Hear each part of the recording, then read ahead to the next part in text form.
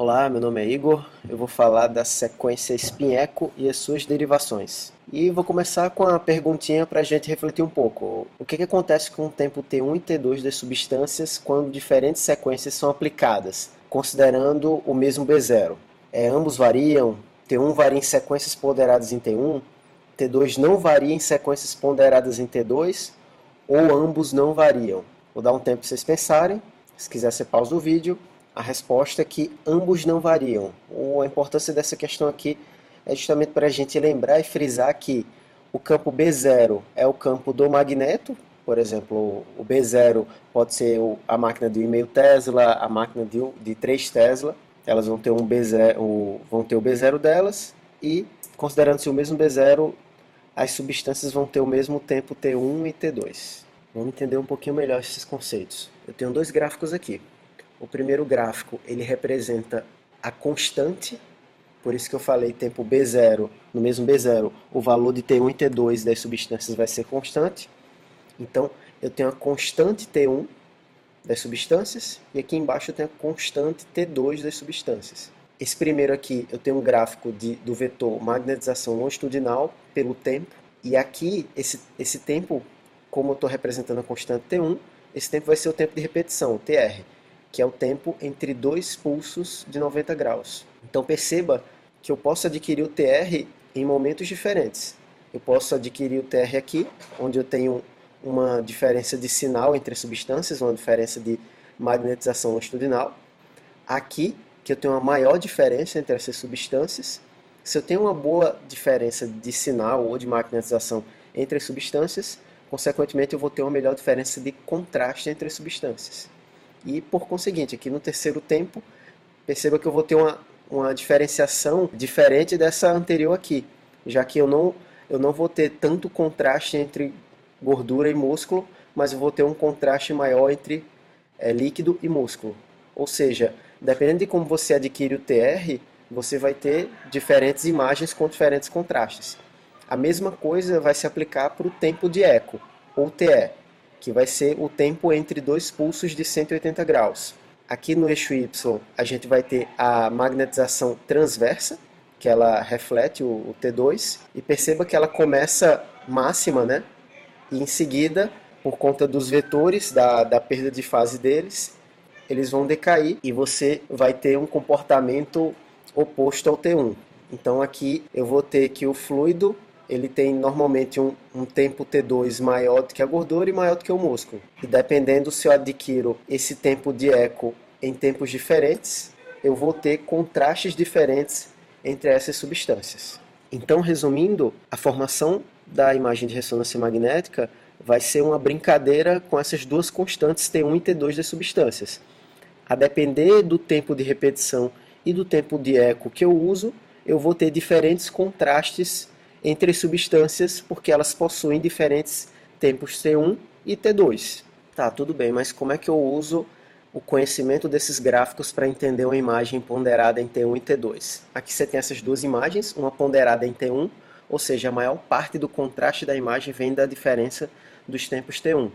E aqui uma imagem ponderada em T2, e o contraste vem justamente dessas diferenças de tempo T2 das substâncias. Para T1, a água tem o maior tempo T1. Isso significa o quê? Que esse vetor magnetização longitudinal ele vai demorar a atingir o ápice dele. Então, em boa parte dos TRs, ou na maior parte deles, o líquido ele vai ter um sinal baixo.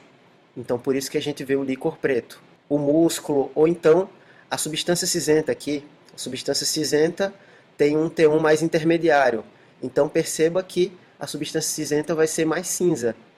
Já a gordura tem o T1 mais baixo, ou seja, o vetor magnetização longitudinal ele recupera muito rápido, então ele vai ter um sinal alto na maioria dos TRs. Então eu vou ter uma gordura brilhante, que é essa gordura aqui do subcutâneo.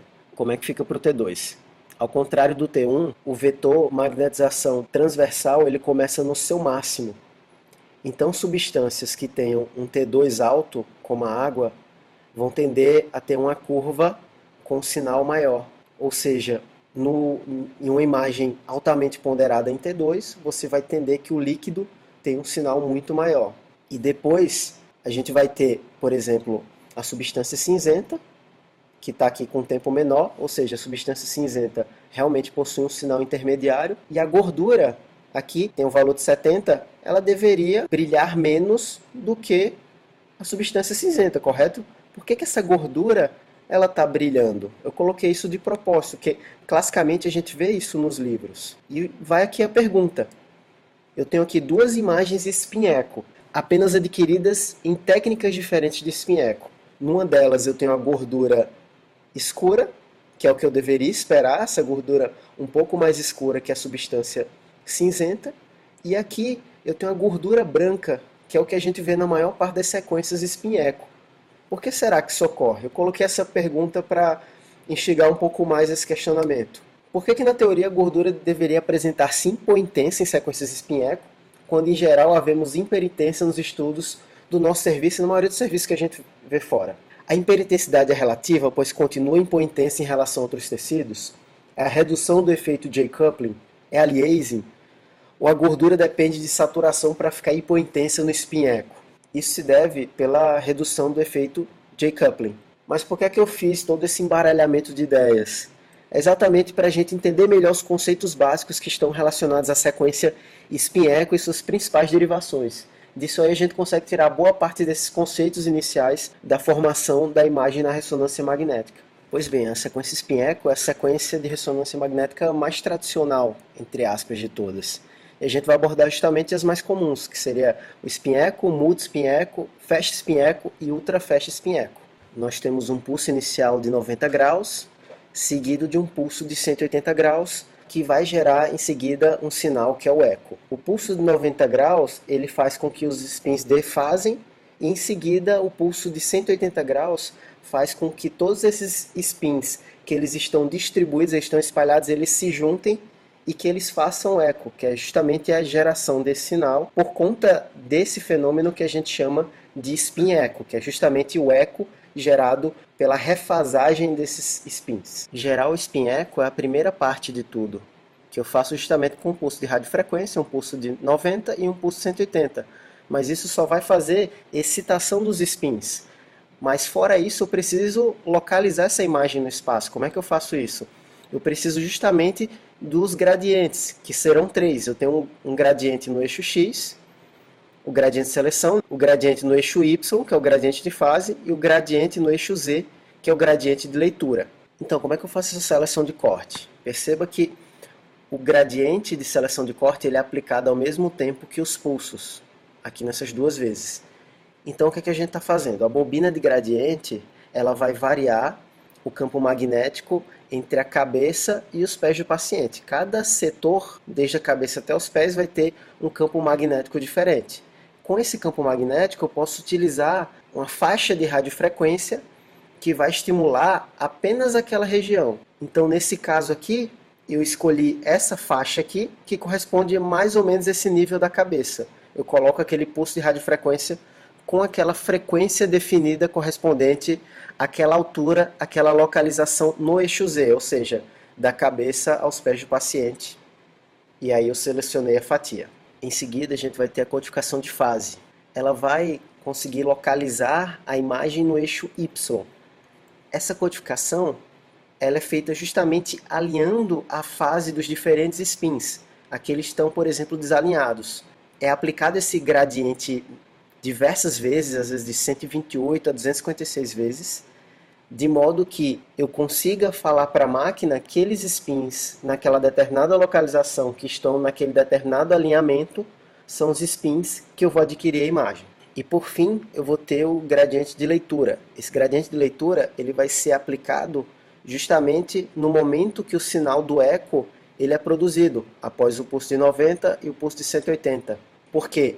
Ele vai justamente ler os spins que já foram previamente excitados no eixo Z e previamente excitados no eixo Y. E dessa forma eu consigo ter a imagem em cada ponto X, Y e Z. Aqui a gente vai entender um pouco como o espaço K é preenchido nas diferentes técnicas de spin echo.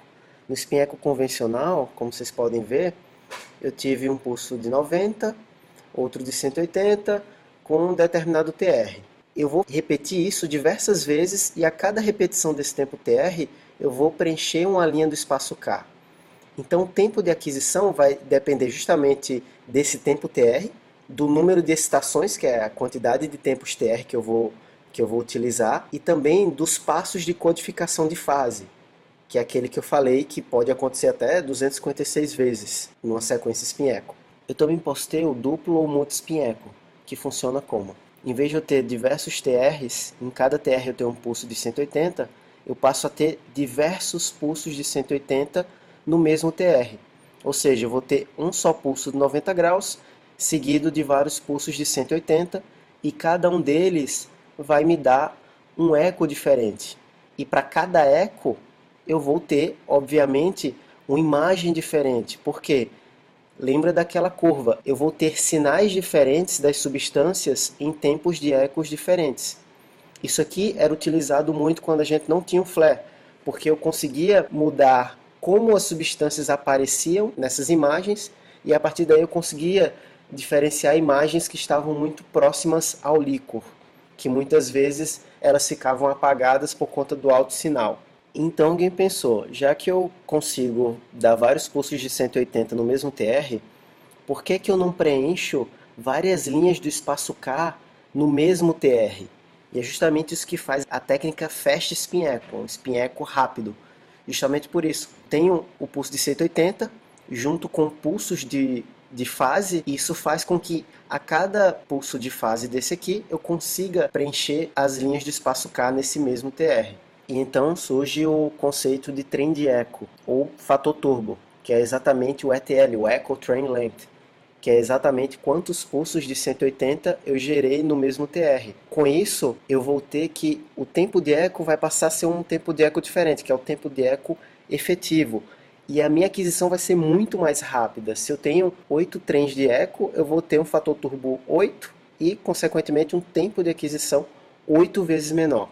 Dá para perceber nessas imagens com o fator turbo cada vez maior que você tem um melhor contraste em um tempo muito menor. Por exemplo, você imagina essa última imagem com ETL de 32, você conseguiu uma imagem de melhor qualidade em um tempo 32 vezes menor. E daí a gente volta àquela questão inicial do J-Coupling. O Fast Spin Echo, depois que ele foi idealizado, ele passou a ser utilizado na prática clínica. É muito mais prático você adquirir essa imagem rápida.